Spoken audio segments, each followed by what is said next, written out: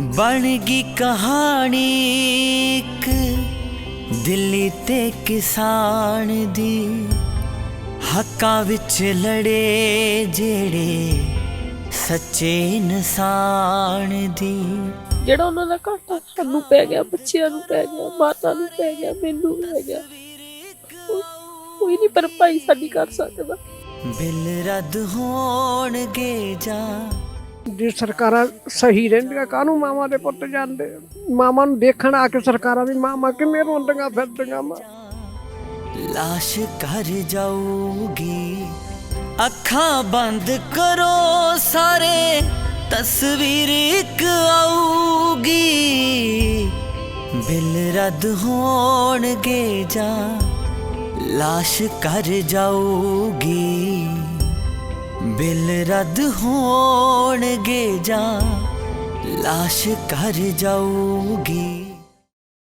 ਇਸ ਵੇਲੇ ਅਸੀਂ ਸ਼ਹੀਦ ਕਿਸਾਨ ਬਲਜਿੰਦਰ ਸਿੰਘ ਦੇ ਪਰਿਵਾਰ ਦੇ ਨਾਲ ਬੈਠੇ ਹਾਂ ਤੇ ਉਹਨਾਂ ਦੇ ਨਾਲ ਗੱਲਬਾਤ ਕਰਦੇ ਹਾਂ, ਜਾਣਦੇ ਹਾਂ ਉਹਨਾਂ ਦੇ ਦੁੱਖਾਂ ਦਰਦਾਂ ਨੂੰ ਤੇ ਮਹਿਸੂਸ ਕਰਨ ਦੀ ਕੋਸ਼ਿਸ਼ ਵੀ ਕਰਦੇ ਹਾਂ, ਕਿਉਂਕਿ ਸ਼ਾਇਦ ਇਹ ਇੱਕ ਮਹਾਨ ਚੀਜ਼ ਹੋ ਗਈ ਕਿ ਉਹਨਾਂ ਦਾ ਜਿਹੜਾ ਬਲੀਦਾਨ ਹੈਗਾ ਉਹ ਕਿਸਾਨੀ ਸੰਘਰਸ਼ ਦੇ ਲੇਖੇ ਲੱਗਿਆ, ਉਹਨਾਂ ਦੀ ਜ਼ਿੰਦਗੀ ਲੋਕਾਂ ਦੇ ਲੇਖੇ ਲੱਗੀ। ਪਰ ਜਿਹੜਾ ਉਹਨਾਂ ਦੇ ਘਰ ਇੱਕ ਖਲਾਅ ਪੈਦਾ ਹੋ ਗਿਆ, ਜਿਹੜਾ ਉਹਨਾਂ ਦੀ ਜ਼ਿੰਦਗੀ ਦੇ ਵਿੱਚ ਖਲਾਅ ਪੈਦਾ ਹੋ ਗਿਆ, ਸ਼ਾਇਦ ਇਹ ਕਦੇ ਵੀ ਪੂਰਾ ਨਹੀਂ ਜਾਣਾ। ਸੋ ਉਹਨਾਂ ਦੇ ਪਰਿਵਾਰ ਦੇ ਨਾਲ ਗੱਲਬਾਤ ਕਰਦੇ ਹਾਂ। ਸਤਿ ਸ਼੍ਰੀ ਅਕਾਲ ਜੀ। ਸਤਿ ਸ਼੍ਰੀ ਅਕਾਲ ਜੀ। ਤੁਸੀਂ ਉਹਨਾਂ ਦੇ ਮੈਂ ਉਹਨਾਂ ਦੀ ਪਤਨੀ ਹਾਂ ਜੀ। ਕਦੋਂ ਪਤਾ ਲੱਗਿਆ ਇਹ ਸਾਰਾ ਕੁਝ ਕਿ ਇਹ ਜਿਹੜਾ ਭਾਣਾ ਵਾਪਰ ਗਿਆ? ਕਿਸ ਦਿਨ ਉਹ ਗਏ ਸੀ ਇੱਥੋਂ? ਇੱਥੋਂ ਜੀ ਉਹ 27 ਨਵੰਬਰ ਨੂੰ ਗਏ ਸੀ ਜੀ 1 ਦਸੰਬਰ ਨੂੰ ਹਾਂਜੀ 1 ਦਸੰਬਰ ਨੂੰ ਵਾਪਸ ਆ ਰਹੇ ਸੀ ਜੀ ਜੀ। ਤੇ ਕਿਵੇਂ ਇਹ ਭਾਣਾ ਵਾਪਰਿਆ, ਤੁਹਾਨੂੰ ਕਦੋਂ ਪਤਾ ਲੱਗਿਆ? ਸਾਨੂੰ ਹੀ ਸ਼ਾਮ ਨੂੰ 5:15 ਵਜੇ ਪਤਾ ਲੱਗਿਆ ਜੀ। 5:15 ਵਜੇ ਪਿੰਡ ਦੇ ਬੰਦੇ ਆ ਕਹਿੰਦੇ ਵੀ ਉਹਨਾਂ ਦਾ ਐਕਸੀਡੈਂਟ ਹੋ ਗਿਆ, ਵੀ ਉਹਨਾਂ ਸੱਟਾਂ ਵਿੱਚ। ਬਿਨਾਂ ਸ਼ੱਕ ਜਿਹੜੀ ਆ ਇਹ ਭਾਣਾ ਇਹੋ ਜਿਹਾ ਵਰਤ ਗਿਆ ਕਿ ਪਰਿਵਾਰ ਦਾ ਜਿਹੜਾ ਇੱਕ ਖਲਾਅ ਕਦੇ ਪੂਰਿਆ ਨਹੀਂ ਜਾਣਾ। ਤੇ ਉਹਨਾਂ ਨਾਲ ਅਸੀਂ ਗੱਲ ਕਰਨ ਦਾ ਮਕਸਦ ਹੀ ਇਹ ਆ ਕਿ ਉਹਨਾਂ ਦੇ ਜਿਹੜੇ ਜਜ਼ਬਾਤਾਂ ਨੂੰ, ਉਹਨਾਂ ਦੇ ਅਹਿਸਾਸਾਂ ਨੂੰ ਅਸੀਂ ਲੋਕਾਂ ਤੱਕ ਪਹੁੰਚਦਾ ਕਰੀਏ, ਤਾਂ ਕਿ ਜਿਹੜੇ ਸਾਰੇ ਲੋਕ ਮਹਿਸੂਸ ਕਰ ਸਕਣ ਕਿ ਜਿਹੜਾ ਇਹ ਬਲੀਦਾਨ ਆ ਇਹ ਕਿੰਨਾ ਵੱਡਾ ਤੇ ਉਹਨਾਂ ਦੇ ਪਰਿਵਾਰਾਂ ਨੂੰ ਕੀ ਮਹਿਸੂਸ ਕਰਨਾ ਪੈ ਰਿਹਾ। ਜੀ ਉਹਨਾਂ ਦੀ ਕਮੀ ਤਾਂ ਸਾਡੀ ਕੋਈ ਵੀ ਨਹੀਂ ਪੂਰੀ ਕਰ ਸਕਦਾ।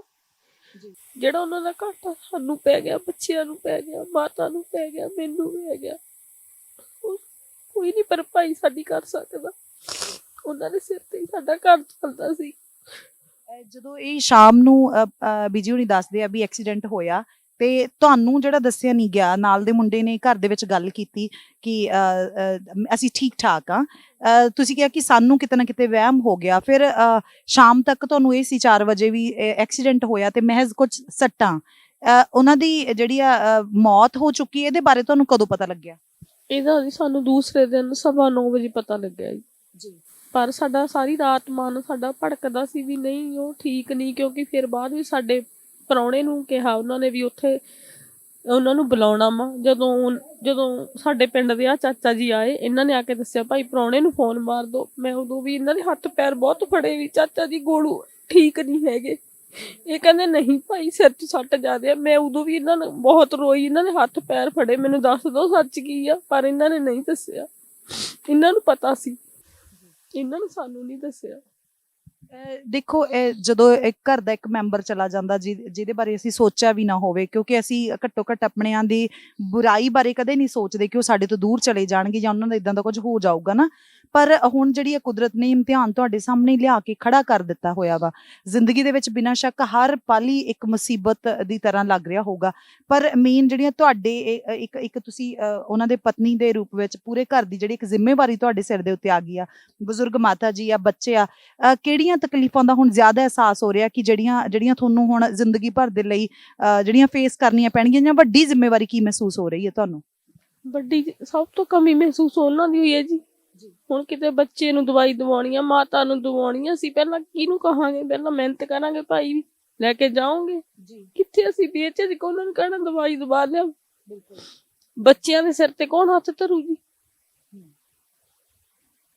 ਸਾਨੂੰ ਕੌਣ ਚੱਕੂ ਥੱਲੂ ਜੀ? ਸਾਡੀ ਉਮਰ ਭਰ ਦੀ ਮੇਰੇ ਬੰਦੇ ਨੇ ਬੇਸ਼ੱਕ ਸ਼ਹੀਦੀ ਪਾ ਲਈ ਆ, ਉਮਰ ਭਰ ਕੋਈ ਸਾਥ ਦਊ ਸਾਡਾ? ਕੋਈ ਆ ਕੇ ਕਹੂ ਵੀ ਅਸੀਂ ਤੁਹਾਨੂੰ ਲੈ ਕੇ ਜਾਂਦੇ? ਕਿਤੇ ਨਾ ਕਿਤੇ ਇਹ ਜਿਹੜਾ ਸ਼ੱਕ ਹੁੰਦਾ ਹਰ ਇੱਕ ਦੇ ਮਨ ਦੇ ਵਿੱਚ, ਇਹ ਡਾਊਟ ਹੋਣਾ ਵੀ ਬਣਦਾ ਹੈ ਕਿ ਭਾਵੇਂ ਉਹਨਾਂ ਨੂੰ ਲੱਗਦਾ ਹੈ ਕਿ ਸਾਡੇ ਲਈ ਇਹ ਮਾਣ ਵਾਲੀ ਗੱਲ ਆ ਕਿ ਸਾਡੇ ਜਿਹੜੇ ਘਰ ਦੇ ਬੰਦੇ ਦੀ ਜਿਹੜੀ ਜਾਨ ਆ ਉਹ ਲੁਕਾਈ ਦੇ ਲਈ ਜਿਹੜੀ ਆ ਉਹਦਾ ਬਲਿਦਾਨ ਗਿਆ ਹੈਗਾ, ਪਰ ਪਰਿਵਾਰ ਦੇ ਜਿਹੜੇ ਸਿਰ ਦੇ ਉੱਤੋਂ ਸਾਇਆ ਉੱਠ ਗਿਆ ਹੈਗਾ ਤੇ ਪਰਿਵਾਰ ਨੂੰ ਬਿਨਾਂ ਸ਼ੱਕ ਜਿਹੜੀ ਆ ਇਹ ਇੱਕ ਵੱਡੀ ਜਿਹੜੀ ਤਕਲੀਫ ਹੈਗੀ ਆ। ਮਾਂ ਜੀ ਦੇ ਨਾਲ ਗੱਲਬਾਤ ਕਰਦੇ ਆ। ਮਾਂ, ਬਹੁਤ ਵੱਡਾ ਜਿਹੜਾ ਇੱਕ ਦੁੱਖ ਮਿਲਿਆ ਹੈਗਾ। ਵੱਡਾ ਦੁੱਖ ਆ ਜੀ, ਏਡਾ ਵੱਡਾ ਦੁੱਖ ਕੀ ਹੋਊਗਾ ਜੀ। ਇੱਕੋ ਮਾਂ ਦਾ ਪੁੱਤ ਹੋਵੇ ਉਹੀ ਤਰ ਜੇ। ਸਰ ਜਿਹੜੀ ਮਾਂ ਕਰਦਾ ਫਿਰਦਾ ਸੀ, ਮੈਂ ਉਹ ਸਿਰ ਤੇ ਭੱਜੀ ਫਿਰਦੀ ਸੀ ਵੀ ਮੇਰਾ ਪੁੱਤ ਕਮਾਉਂਦਾ, ਮੇਰਾ ਪੁੱਤ ਕਮਾਉਂਦਾ, ਮੈਨੂੰ ਜਿੱਥੇ ਲੈ ਕੇ ਜਾਣਾ ਮੇਰੇ ਪੁੱਤ ਨੇ ਲੈ ਕੇ ਜਾਣਾ। ਮੈਨੂੰ ਆਇਆ ਵੀ ਮੈਂ ਦੁਖਣ ਸੁਖਣ ਲੱਗ ਜੇ, ਮੈਨੂੰ ਕੌਣ ਚੁੱਕੂ, ਮੇਰੇ ਪੁੱਤ ਤੋਂ ਬਿਨਾਂ ਬਹੁਤ ਆ। ਜੇ ਸਰਕਾਰਾਂ ਨੇ ਆਹ ਕੁਛ ਕਰਿਆ ਤਾਂ ਹੀ ਪੁੱਤ ਗਿਆ। ਜੇ ਸਰਕਾਰਾਂ ਸਹੀ ਰਹਿੰਦੀਆਂ ਕਾਹਨੂੰ ਮਾਵਾਂ ਦੇ ਪੁੱਤ ਜਾਂਦੇ। ਮਾਵਾਂ ਨੂੰ ਦੇਖਣ ਆ ਕੇ ਸਰਕਾਰਾਂ ਵੀ ਮਾਵਾਂ ਕਿਵੇਂ ਰੋਂਦੀਆਂ ਫਿਰਦੀਆਂ। ਮਾਂ ਸਾਨੂੰ ਖਾਂਦਿਆਂ ਨੂੰ ਖਾਣ ਨਹੀਂ, ਪੀਂਦਿਆਂ ਨੂੰ ਪੀਣ ਨਹੀਂ, ਬਹੁਤ ਔਖੇ ਆ। ਇੱਕ ਜਾਨ ਨਹੀਂ ਨਿਕਲਦੀ ਪੁੱਤ ਤੋਂ ਬਿਨਾਂ। ਬਹੁਤ ਰੋਕਿਆ ਵੀ ਪੁੱਤ ਜਾਣਾ ਨਹੀਂ, ਕਹਿੰਦਾ ਨਹੀਂ ਮਾਂ ਕੋਈ ਨਹੀਂ, ਮੈਨੂੰ ਦੇਖ ਆਉਂਦੇ ਜਾ ਆਉਂਦੇ। ਮਾਂ, ਹੋ ਹੀ ਰਿਹਾ ਕਿ ਜਿਹੜੀ ਸਾਡੀ ਸਰਕਾਰ ਆ ਉਹ ਹਜੇ ਵੀ ਟਸ ਤੋਂ ਮਸ ਹੋਣ ਦਾ ਨਾਮ ਨਹੀਂ ਲੈ ਰਹੀ, ਜਦ ਕਿ ਸ਼ਹੀਦੀਆਂ ਦੇ ਵਿੱਚ ਜਿਹੜਾ ਦਿਨੋਂ ਦਿਨ ਵਾਧਾ ਹੋ ਰਿਹਾ ਹੈਗਾ। ਬਹੁਤ ਸਾਰੀਆਂ ਪੁੱਤ ਪਿਆਰੇ ਅਸੀਂ ਇਹ ਨਹੀਂ ਕਹਿੰਦੇ ਮੈਨੂੰ ਕੱਲੀ ਨੂੰ ਆ, ਜਿੰਨਾ ਇਹਨਾਂ ਦੇ ਕੱਲੇ ਆ ਵਿਆਹੇ ਨਹੀਂ ਸੀ, ਉਹ ਮਾਵਾਂ ਦੇ ਵੀ ਕਾਲਜ ਬੱਚੇ ਪਏ ਵੀ ਸਾਡੇ ਪੁੱਤ ਆਏ ਗਏ। ਜੇ ਇਹਨਾਂ ਨੇ ਸਰਕਾਰਾਂ ਨੇ ਆਹ ਕੰਮ ਤੋਰਿਆ ਤਾਂ ਹੀ ਮਾਵਾਂ ਦੇ ਪੁੱਤ ਗਏ ਵੀ। ਤੜਫਦੀਆਂ ਸਾਰੀਆਂ ਹੀ ਮਾਵਾਂ, ਮੈਂ ਇਕੱਲੀ ਨਹੀਂ ਤੜਫਦੀ। ਮਾਵਾਂ ਬਹੁਤ ਔਖੀਆਂ ਸਾਰਿਆਂ ਦੀਆਂ। ਹਾਂ, ਕਿਸੇ ਦੇ ਕੋਈ ਜਵਾਕ ਆ, ਕਿਸੇ ਦੇ ਛੋਟਾ, ਕਿਸੇ ਵੱਡਾ, ਤੇ ਪਰ ਮਾਵਾਂ ਦਾ ਤੜਫਣਾ ਤਾਂ ਪੁੱਤਾਂ ਤੋਂ ਬਿਨਾਂ ਬਹੁਤ ਔਖਾ। ਪੁੱਤ ਤੋਂ ਬਿਨਾਂ ਮਾਂ ਦਾ ਕੱਟਣਾ ਬਹੁਤ ਔਖਾ। ਮਾਂ, ਜਿਹੜੀ ਇੱਕ ਚੀਜ਼ ਹੋਈ ਆ ਕਿ ਇਹ ਬਾਈ ਜੀ ਦਾ ਜਿਹੜਾ ਬਲੀਦਾਨ ਆ ਉਹ ਕਿਤੇ ਨਾ ਕਿਤੇ ਜਿਹੜਾ ਪੰਜਾਬ ਦਾ ਇੱਕ ਵੱਡਾ ਸੰਘਰਸ਼ ਆ, ਜਿਹਦਾ ਹੁਣ ਪੂਰੀ ਦੁਨੀਆ ਦੇ ਵਿੱਚ ਇੱਕ ਕਿਹਾ ਜਾ ਰਿਹਾ ਕਿ ਆਪਣੇ ਆਪ ਦੇ ਵਿੱਚ ਉਦਾਹਰਨ ਆ ਕਿ ਸ਼ਾਂਤੀਪੂਰਵਕ ਆਪਣੇ ਹੱਕਾਂ ਦੇ ਲਈ ਲੋਕ ਬਹੁਤ ਵੱਡਾ ਸੰਘਰਸ਼ ਲੜ ਰਹੇ ਆ। ਉਹਦੇ ਵਿੱਚ ਬਾਈ ਜੀ ਦਾ ਜਿਹੜਾ ਇੱਕ ਸ਼ਹੀਦੀ ਆ ਉਹ ਇੱਕ ਸੁਨਹਿਰੀ ਅੱਖਰਾਂ ਦੇ ਵਿੱਚ ਉੱਕਰ ਚੁੱਕੀ ਆ, ਇੱਕ ਸੁਨਹਿਰੀ ਅੱਖਰਾਂ ਦੇ ਵਿੱਚ ਲਿਖੀ ਗਈ ਆ। ਜਦੋਂ ਵੀ ਰਹਿੰਦੀ ਦੁਨੀਆ ਤੱਕ ਇਸ ਸੰਘਰਸ਼ ਨੂੰ ਯਾਦ ਕੀਤਾ ਜਾਊਗਾ, ਇਹਨਾਂ ਦੇ ਨਾਮ ਦਾ ਜ਼ਿਕਰ ਹੋਊਗਾ। ਤੇ ਇਸ ਚੀਜ਼ ਨੂੰ ਕਿਵੇਂ ਮਹਿਸੂਸ ਕਰਦੇ ਆ ਤੁਸੀਂ? ਅਸੀਂ ਕਿਵੇਂ ਕਰਨਾ ਜੀ, ਬਹੁਤ ਔਖਾ ਕਰਨਾ। ਕਹਿੰਦੇ ਸਾਰੇ ਕਹਿੰਦੇ ਵੀ ਕੋਈ ਨਾ ਮਾਂ ਰੋ ਨਾ, ਤੇਰੇ ਨਾਲ ਆ, ਤੇਰਾ ਪੁੱਤ ਸ਼ਹੀਦ ਹੋਇਆ, ਤੂੰ ਕਿਸੇ ਗੱਲ ਦਾ ਫਿਕਰ ਨਾ ਕਰ। ਤੇ ਸ਼ਹੀਦ ਤਾਂ ਸਾਰੇ ਕਹਿੰਦੇ ਵੀ ਰਹਿੰਦੀ ਦੁਨੀਆ ਤੇਰਾ ਮਾਂ ਦਾ ਨਿਕਾਲ ਜਾ, ਕਹਿੰਦਾ ਵੀ ਪੁੱਤ ਦਾ ਨਾਂ ਰਹੇ। ਮੈਂ ਤਾਂ ਕਿਤੇ ਰਹਿੰਦੀ ਦੁਨੀਆ ਤਾਂ ਮੇਰਾ ਪੁੱਤ ਘਰੇ ਕਮਾਵੇ, ਆਪਦੀ 10 ਨੌਹਾਂ ਦੀ ਖਾਵੇ। ਸਾਨੂੰ ਵੀ ਲਈ ਫਿਰਦਾ ਸੀ। ਐਦਾ ਸਾਰੇ ਕਹਿੰਦੇ ਮਾਂ ਰੋ ਨਾ, ਸਦਾ ਨਹੀਂ ਸ਼ਹੀਦ ਆ ਤੇਰਾ ਪੁੱਤ, ਨਾ ਰੋ। ਸਾਰੇ ਰਹਿੰਦੀ ਦੁਨੀਆ ਟਾਈਮ ਭਗਤ ਹੋਣਾ, ਪਰ ਮੇਰਾ ਮਨ ਨਹੀਂ ਕਰਦਾ। ਇਹ ਤੁਹਾਡੇ ਕਿੰਨੇ ਬੱਚੇ ਹੈਗੇ ਆ? 2 ਹੀ ਬੱਚੇ ਸੀ, ਇੱਕ ਗੁੱਡੀ ਸੀ, ਇੱਕ ਕਾਕਾ ਸੀ। ਗੁੱਡੀ ਵੱਡੀ ਵਿਆਹੀ ਹੋਈ ਆ, ਕਾਕਾ ਛੋਟਾ ਸੀ। ਬਸ ਹੋਰ ਕੀ। ਮਾਂ, ਇਹੀ ਕਿਹਾ ਜਾਂਦਾ ਹੈ ਕਿ ਜਿਹੜੇ ਪੁੱਤ ਹੁੰਦੇ ਆ ਉਹ ਬੁਢਾਪੇ ਦੀ ਲਾਠੀ ਹੁੰਦੇ ਆ, ਸਹਾਰਾ ਹੁੰਦੇ ਆ, ਹਨਾ। ਤੇ ਪੁੱਤ ਕਹਿੰਦੇ ਹੁੰਦੇ ਆ ਜੇ ਥੋੜੇ ਬਹੁਤੀਆਂ ਉਹਨਾਂ 'ਚ ਕਮੀਆਂ ਵੀ ਹੋਣ ਤੇ ਮਾਵਾਂ ਉਹਨਾਂ ਨੂੰ ਦੇਖ ਦੇਖ ਹੀ ਜਿਉਂ ਲੈਂਦੀਆਂ, ਉਮੀਦ ਹੀ ਨਹੀਂ ਕਰਦੀਆਂ ਕੁਛ। ਪਰ ਜੀ, ਜੇ ਇਹੋ ਜਿਹੇ ਮੌਕੇ ਤੇ ਜਦੋਂ ਪੁੱਤਾਂ ਨੇ ਤੁਹਾਡਾ ਸਹਾਰਾ ਬਣਨਾ ਤੇ ਉਹ ਇੱਕ ਵੱਡੀ ਜ਼ਿੰਮੇਵਾਰੀ ਤੁਹਾਡੇ ਉੱਤੇ ਛੱਡ ਗਏ ਹੋਏ ਆ, ਤੇ ਤੁਹਾਡੇ ਮੂਹਰੇ 2 ਬੱਚਿਆਂ ਦੀ ਜ਼ਿੰਮੇਵਾਰੀ ਆ, ਉਹਨਾਂ ਦੀ ਉਮਰ ਕਿੰਨੀ ਆ? ਬੱਚੇ ਦੀ ਗੁੱਡੀ 7 ਸਾਲ ਦੀ ਹੈ, ਬੱਚਾ 5 ਸਾਲ ਦਾ ਜੀ। ਬਸ ਜ਼ਿੰਮੇਵਾਰੀ ਦੱਸਦੀ ਹੋਈ ਹੈ ਜੀ, ਬਹੁਤ ਔਖੀ ਜ਼ਿੰਮੇਵਾਰੀ। ਮੈਂ ਤਾਂ ਮੇਰੇ ਤਾਂ ਪੁੱਤ ਮੇਰੇ ਤੋਂ ਬਿਨਾਂ ਵਸਾ ਨਹੀਂ ਸੀ ਕਰਦਾ, ਕਿ ਉੱਥੋਂ ਤੱਕ ਨਹੀਂ ਸੀ ਜਾਂਦਾ।